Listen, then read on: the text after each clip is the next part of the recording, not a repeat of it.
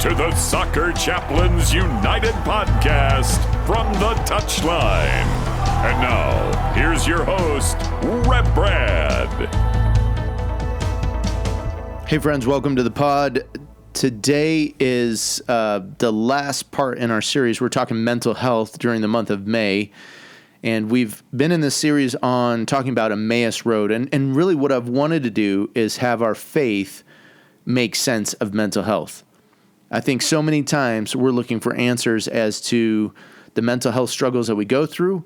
And for me as a chaplain, I think our faith informs that so well. It's not to say that counseling isn't important. It's not to say that sometimes we don't need pharmacology or other interventions that might be necessary in a short-term period. But I really feel like our faith can help us in the struggles that we find, whether we're a footballer or coach, we're a staff person, we're someone else around the game, or just in life. Our faith can make sense of the mental health challenges that we have. So we're here, part 4, the last part in our series for the month of May, and we're talking about Emmaus Road. And it's the story of Jesus as he encounters two disciples, two people that have known him that can't see him.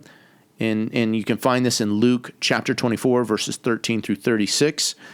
As par for the course, what we've been doing the last few weeks, if you want to go back and listen to those podcasts, go ahead. But we've been having my good mate, my good friend, Fraser Kay in Scotland, reading Luke 24, verse 13 through 36. And I'll come back and share 2 lessons as we wrap up Emmaus, making faith sense of mental health. We'll be back right after this. Now, that same day, 2 of them were going to a village called Emmaus, about 7 miles from Jerusalem. They were talking with each other about everything that had happened.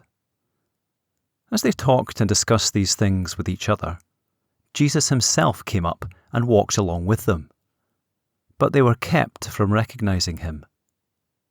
He asked them, "What are you discussing together as you walk along?" They stood still, their faces downcast.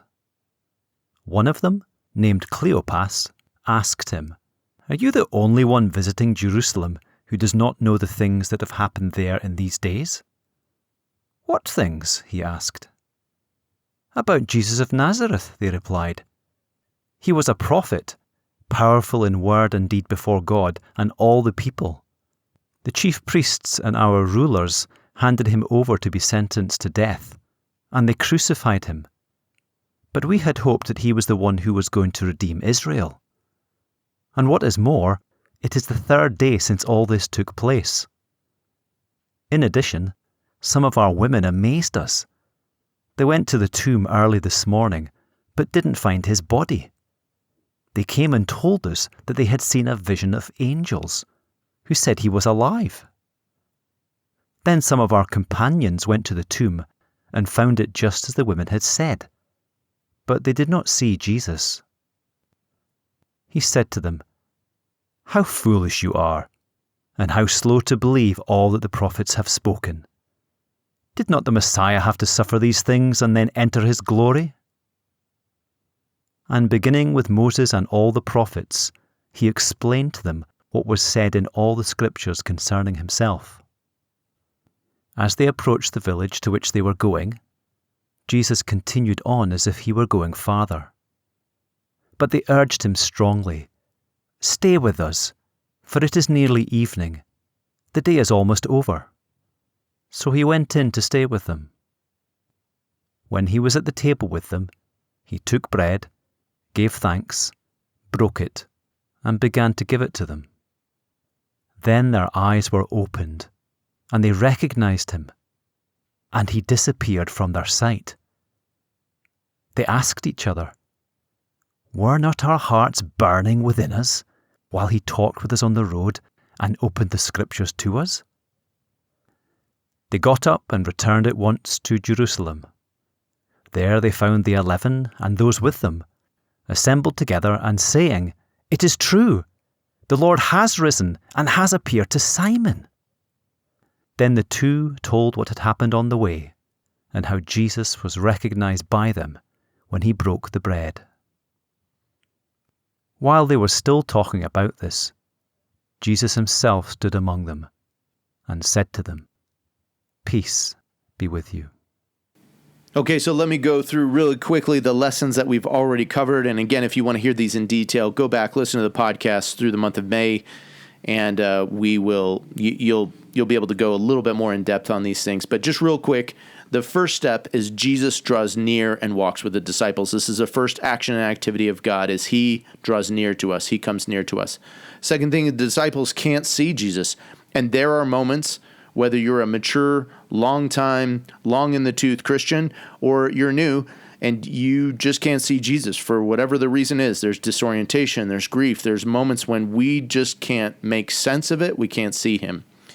Then next we see Jesus asking great questions, open-ended questions, and he listens. He listens, and as the invitation for us is that we share in our words, and that's what the disciples do. They share their devastation, their hopes, their dreams that have been crushed, and they share it, even though some of it is misunderstood, they don't get it, they share in their own words, and Jesus listens to that. Then the next thing we see is Jesus exhorting. He's saying, like, stop your disbelief, stop your unbelief. And he's saying, like, you've got to see things the right way, and he begins to explain things about himself to help the disciples to see differently. Next thing that we see at the disciples invite in. And this was my encouragement as we wrapped up last week, as I said, hey, in the midst of grief, in the midst of the losses that we go through in life, in football, in our faith, don't lose sight of doing still what is right, doing what is still part of our character and nature, perhaps, and that is being hospitable, being generous. Like, even if you're in a struggle point, don't lose sight of that. And that's what we see the disciples doing as they invite Jesus in. It was a form of Middle Eastern hospitality, is to say, hey, it's night soon. You're going to be on the road. Come in, stay with us.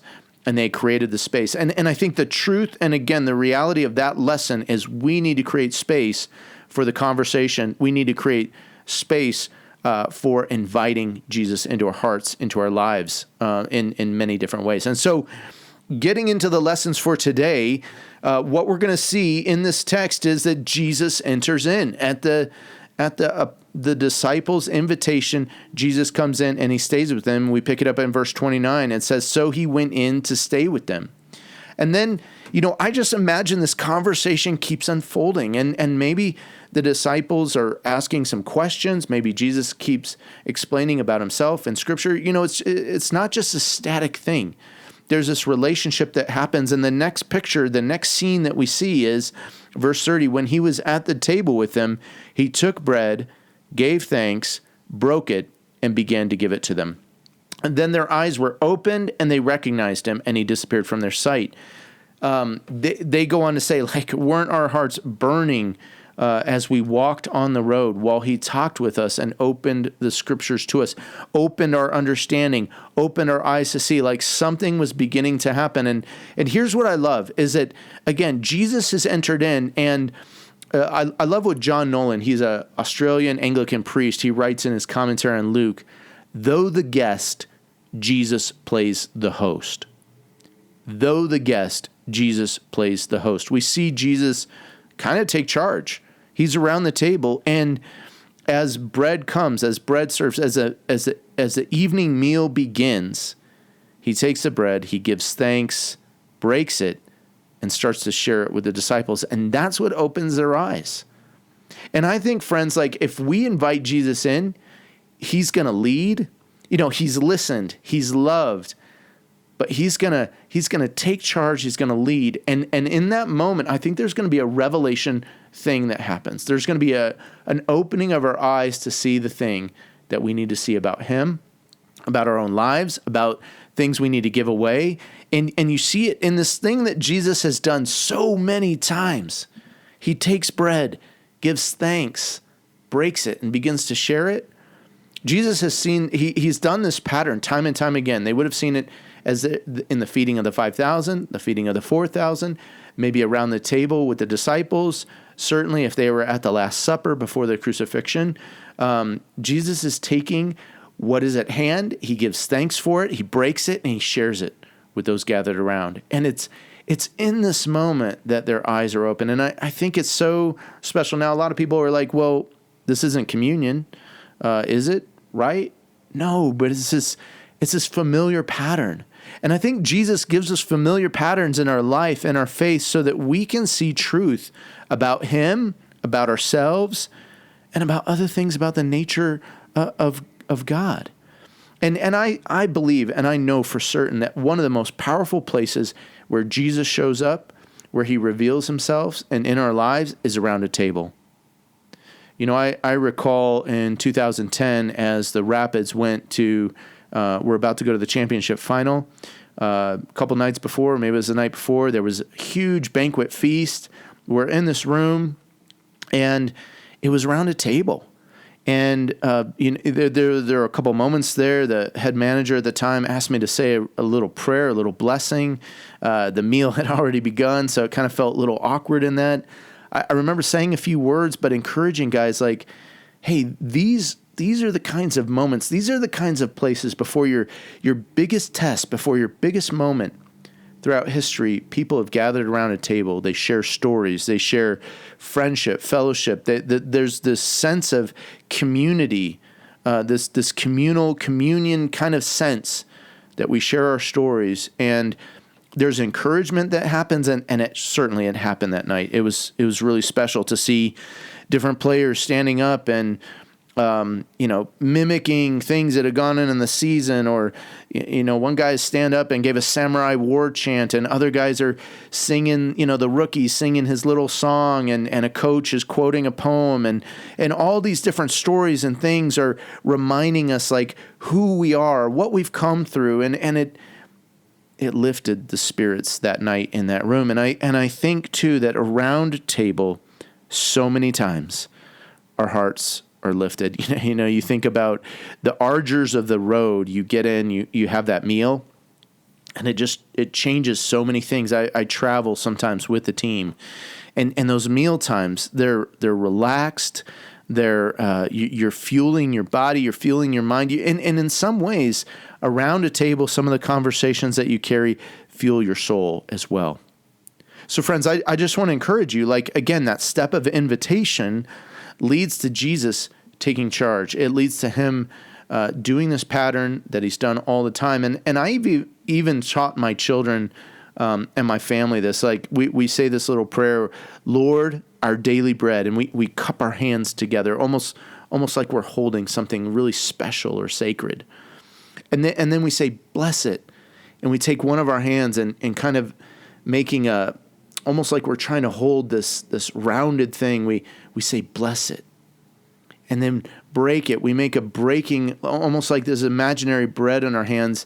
We break it, and then we extend those hands to each other and say, help us to share it with others. And we hold each other's hands, and then I'll say another prayer. So it says, Lord, our daily bread, bless it, break it, help us to share it with others. And then, there's something to be said for those motions that we do that activate our faith. They remind us of something. As one, God has given us the daily bread. I recently talked about this a couple months ago, a couple podcasts ago, talking through the Lord's Prayer, that there's this sense in which we have to be daily sustained by the Lord. And in that, we give thanks. There's gratitude, this action of gratitude. It's so critical. It's so important, especially in this day and age we live. We don't know tariffs or taxes or the cost of living, and will we have a contract or a job tomorrow? We don't know these things, but what we have right in front of us for this moment, we can give thanks. We can, with gratitude, say, thank you, God, for what you've given us. As meager as it may be, or as rich and luxurious as it may be. And then as we break it, as we take it and tear it apart and we give it to others around the table, there's something that happens in that. And Jesus, as he does this, transformation happens. And that to me is what's so amazing. It's interesting. The disciples, again, they say, were not our hearts burning within us? It reminds me of John Wesley. He was a preacher, a missionary, deeply committed to his faith, but Wesley at one point felt like something was missing, and he recalls that he went to this meeting in London at Aldersgate Street, and someone was reading from Martin Luther's preface to the book of Romans. And as John Wesley's listening, I think he was in this moment as a pastor, minister, missionary, where he was discouraged, he was low. He was almost, in reading it, he's like questioning his faith. But in that moment, he experienced assurance of God's love. Not just God's love for the world, but for him personally. And I think it's one thing to know about God in our heads, but it's another thing to feel God alive in our hearts. And Wesley had the Bible training, the theology, all the religious activity, but it was in that moment, and he says, like, my heart was strangely warmed. That's what he wrote. And it reminds me of how these disciples are acting. There's a sense in which they run back into community. They're not running aimlessly. It's funny, I think, are they like the first 10K, 5K, the Emmaus to Jerusalem route? But they go back in a community that they just left. They run back and share what has happened to them. And in the midst of sharing in the community and sharing with the friends and giving this encouraging, positive report like, hey, we've seen Jesus. And the others are saying, it's true. God's appeared to Simon. And now this buzz is happening and Jesus again enters in. And he says, peace be with you. Peace be with you. My friends, I don't know what grief or loss that you have gone through, will go through in your life. I know this. I know that when you're in that moment, you're going to be asking, when will this be over? When will the light dawn? When will peace come? And I'm telling you that if you walk through Luke 24:13 through 36, I think you can see in this a pattern of the way that God interacts with us, that Jesus interacts with us. And you may be going through that grief moment, unable to see. You're walking the road. It's difficult as it is. It's confusing and disorienting, and you're going, what is going on? And Jesus is there. I don't know how he's there. Is he there in a podcast, a chaplain, a pastor, a friend, a family member, a teammate, a coach, someone speaking into your life? I don't know who that is. Are there things about your faith that you don't quite understand and you're struggling with? Maybe you've lived and believed for a long time about a certain number of things. You just need to create that space. Where can I hear more clearly? Where can I create a space of hospitality? Where can I welcome Jesus, this person speaking in to explain about themselves, to explain about faith? And then when transformation happens, when it clicks for you, do not forsake community. Run back into it. Is that a church group? Is it a small group? Is it a family? Is it calling up that chaplain and being like, hey, it finally makes sense. Like, hey, thank you for the work that you've done in so many years of trying to speak into this thing. But when the transformation happens, and I believe it will, it's going to happen in an intimate space, an intimate moment. Could be around a table.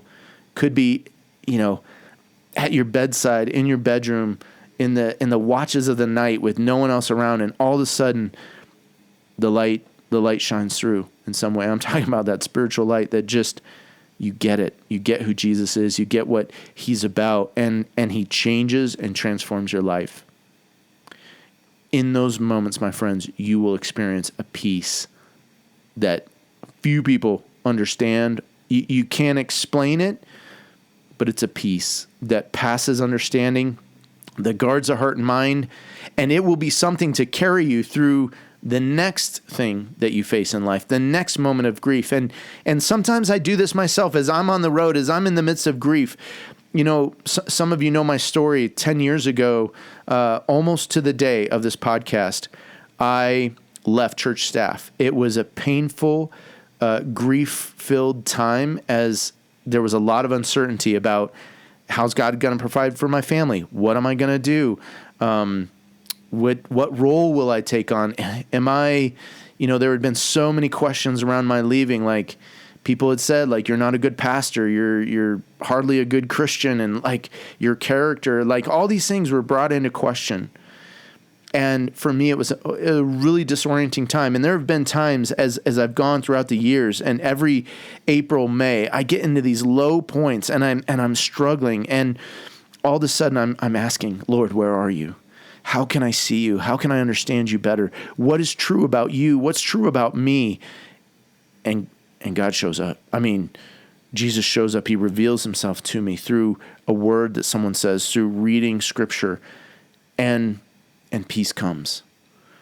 And 10 years into my role now, coming off church staff, there have been many, many nights I've been wrestling and restless, and God just delivers that peace. No, here's what I want. Here's what I want for you. Here's where I have you. Stay faithful. Stay obedient. And peace comes. And my friend, I pray that. I hope that for you as well. And I pray that you take the text of Luke 24, verses 13 through 36 and beyond, and you learn that Jesus will show up in the midst of those road moments when you're grieving, you're disoriented, you're frustrated. In all those spaces, he's showing up. He's challenging you. He's saying and explaining himself to you, because his whole point is to get you to understand and believe something more true about himself and about you, and bringing peace, bringing his peace. Well, thanks again for listening, friends. This has been Rev Brad coming to you from the Touchline. Look forward to the next time that we're together. Take care. God bless.